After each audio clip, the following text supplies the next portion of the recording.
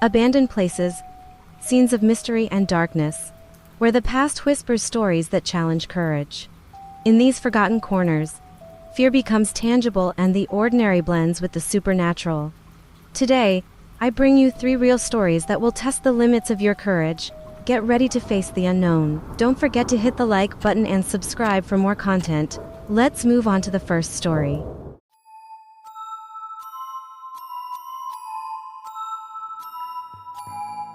This happened while I was growing up in the late 90s. My family lived in the suburbs, surrounded by lots of forests. On weekends, I used to explore some trails and creeks. I wasn't the most popular kid in school back then, but there were a few guys I was kind of friends with, though I didn't feel like I truly belonged in the group. One of those guys was Ben. He was older than us, and I think he might have been a year ahead of the rest. Maybe he had repeated a grade because he wasn't the smartest either. Ben was at least 6 inches taller than the rest of us, had messy brown hair, and was a bit overweight, but he was stronger. One Friday afternoon in late October, I was about to head home after school. I was on the sidewalk leading to the parking lot when Ben approached me. He told me that one of the guys had found an old abandoned house in the woods and that everyone was going there that night. He invited me to join them. I was pretty excited to be included because they usually left me out of these things. I tried to play it cool and told Ben I was in. He told me to meet them at 8 p.m. at the corner of Main and Payne Streets, near the woods, after dinner. I told my mom I was going out with some friends but didn't give any more details. Back then, my parents really let me go anywhere without asking for much information. I walked down the street feeling excited, carrying my backpack with a flashlight, an extra jacket, and a few beers I had swiped from my dad. I arrived early, but when I got to the meeting spot, I saw that Ben was already there waiting. "Hey, where's everyone else?" I asked. "They'll be there, let's go," he replied. I was a little confused but followed his lead. We entered the woods, and as we did, it got very dark. The sun was almost set, and there was no moon visible. Plus, the trees were dense enough that moonlight barely helped anyway. I didn't understand why we couldn't wait for the others since everyone lived pretty close by. Even so, I was happy to be there and hoped to impress them with the beers. As we walked, I held my flashlight while Ben carried a machete. It definitely wasn't necessary for those woods, but he occasionally hacked at some brush with it. As the sun disappeared, the temperature dropped, so I put on my extra jacket. We walked for about 30 minutes and barely exchanged a word. To be honest, Ben was probably the guy I got along with the least, so it was strange that he had invited me.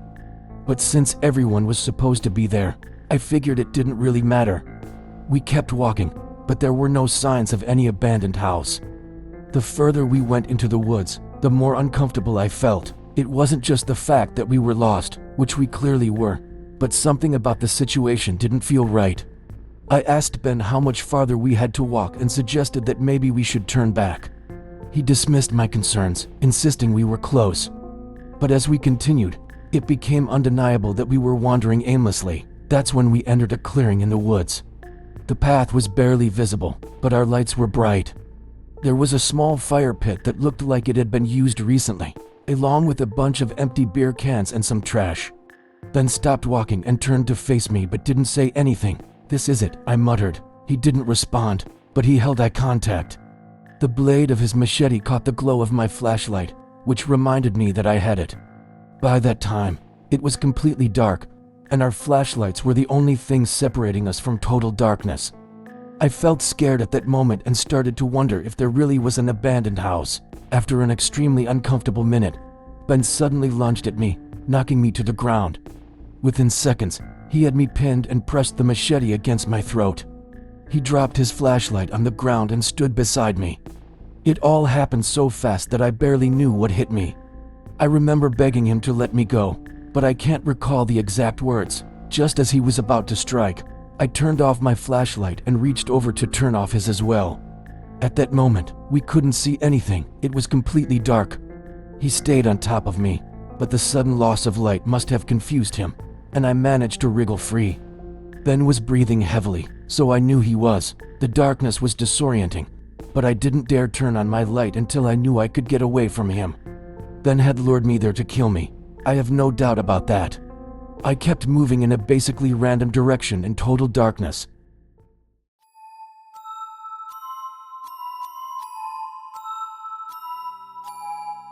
I'm 25 years old now, and although these events happened 11 years ago, I still remember them clearly as if it were yesterday. It was, by far, the scariest thing I've ever experienced. When I was 14, my family moved into a house in the middle of a sugarcane field.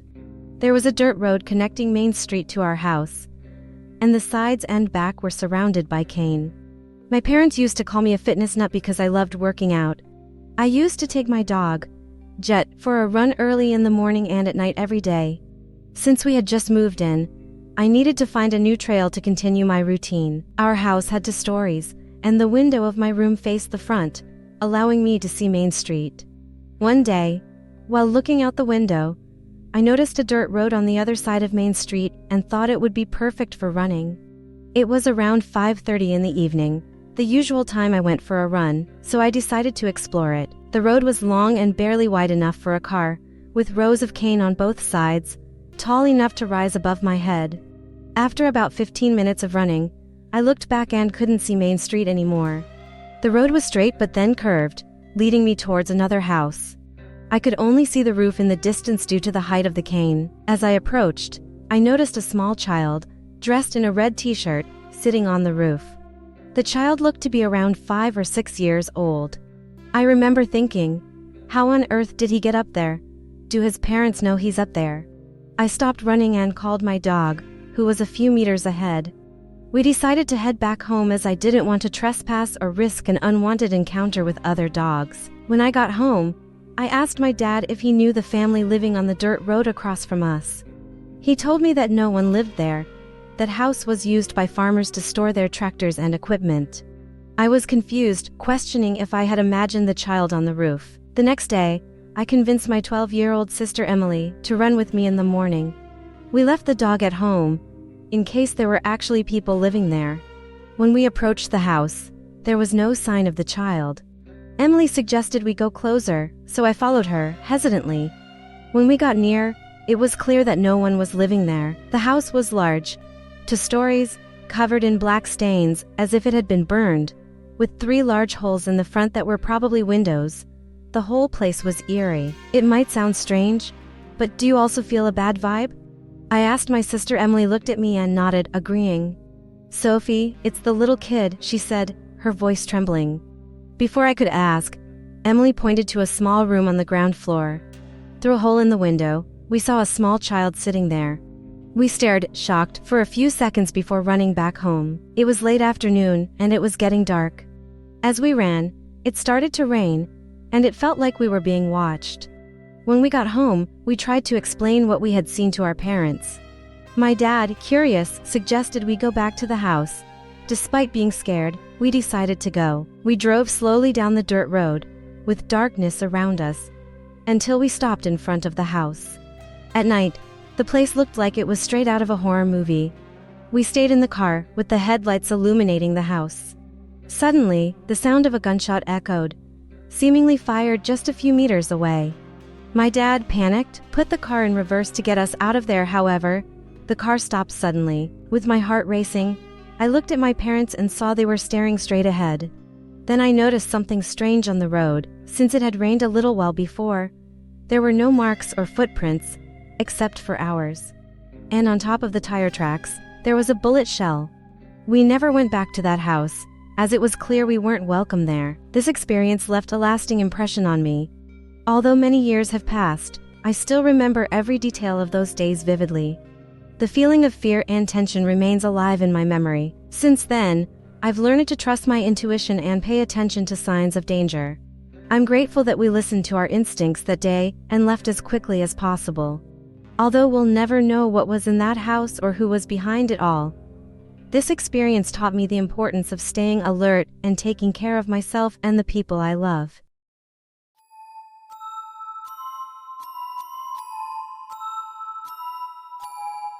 This happened almost 30 years ago, when I was still a child, but it remains one of the worst things that ever happened in my town. I was 12 years old when one of my school friends disappeared. His name was William, and he was in my class. William was a nerdy kid, but everyone liked him. Back then, in the 90s, our school had just added some computers to the library. William was the only one who knew how to use them and even had to help the teachers and the librarian. He wore thick glasses with the classic tape in the middle because they had broken. He said his parents wouldn't buy new glasses until he was a bit older, so we had to make do with that. I wasn't present when he disappeared, but some of the other kids said it happened like this. He and a few friends were walking home from school when they saw a strange man among the bushes. Nobody thought much of it at the time and kept walking. They turned into an alley, but William had to go a different way while the other two continued ahead. That was the last time anyone saw him. He disappeared without a trace. The only clue we had was the man in the forest, but we weren't even sure if he was involved. The police searched the forest and the surrounding area for a long time, but found nothing. For many months, our neighborhood was on lockdown. I don't think I was allowed out of an adult's sight for at least 6 months. However, life eventually moved on. For years later, I was 16 and in my sophomore year of high school. Our school was in a different neighborhood, about a 15-minute drive away. Nevertheless, I still hung out with the same kids from my elementary school. My best friends were Fernando and Matthew, and on weekends, we would meet in Matthew's basement to play video games. Sometimes we would go for a ride and try to find a party or just hang out at the park. One afternoon, the three of us set out on our bikes to explore. There were some forests near where we were, as well as some agricultural fields. We had been out there for a few hours, and it was around 1 in the afternoon. We were surrounded by cornfields on all sides. There was a new housing development in the distance, but other than that, it was just fields. Occasionally, we would see an old farmhouse. These were industrial farms, but used to be small family properties that were sold to large companies. The farmhouses were no longer of any use, so they were there, falling apart. We had passed 3 or 4 of them, but after a while, we got bored. Fernando suggested we check one of them out, and Matthew and I agreed, even though we knew we could get into trouble. All these farms were owned by some company and might be quite strict about trespassing. I suppose it would look bad if a few kids went in and the roof collapsed on them. There was a large farmhouse further ahead on the right, so we decided to go there. We noticed how old it looked. The siding was all wooden panels, and any trace of paint had long since faded. The roof was brown tiles, and many of them were missing, while the remaining ones were curling up. The windows were all boarded up, and there were warning signs everywhere, but there was no fence keeping us from getting there. There was a large padlock on the front door, and it looked pretty secure. If we were going to get into that place, we would need to find another way. We went around to the back. The windows were also covered with plywood, but when we saw the back door, we thought there might be a way in. There was another large padlock there, and it looked solid. That place was locked up tight, and it seemed there was no way in. But then, Fernando looked closer at the back door. The next thing I knew, it swung open. I was surprised and went over to my friend, who was holding the padlock in his hand. It was cut. Thinking it was our lucky day, the 3 of us went into the house. The kitchen was at the back of the house, and it felt like we had stepped back in time. Everything there was from the 70s or 80s. There was even a coffee cup on the kitchen table. There was a thick layer of dust covering everything, and we were leaving footprints on the floor as we walked. Matthew and I went into the living room, but Fernando split off and went in the other direction, where we later found out there was a bedroom. It was dark in the living room, and the only reason we could see was a small gap between the window frame and the plywood covering it. Matthew and I stayed there, talking quietly among ourselves. It was a creepy place, but none of us were afraid at that moment. Suddenly, Fernando called us urgently. We walked towards his voice and found him in one of the downstairs rooms. "What's going on?" I asked. Fernando didn't answer but pointed to the floor. There, lying around, were a pair of glasses, broken in the middle and fixed with a piece of tape. As soon as I saw them, I knew what Fernando was thinking because I was thinking the same thing. Our minds went straight to William. None of us touched anything in that place after seeing that. We 3 quietly exited through the back door and left the house as we found it, as best as we could. We took our bikes and went home, determined to find out if the glasses really belonged to William. As I pedaled, I realized how strange it was that the back door's padlock was broken. That had to mean someone had entered at some point, Could it have been William? I told my parents what we had found as soon as I got home. They thought I was making things up but agreed to call the police anyway. I told them which house it was, but they wouldn't let me go help. It was a few days before I found out what happened. When the police searched the place, they found not only the glasses, but also a jacket that belonged to William. This confirmed he had been there. That was the first clue in his disappearance case in years.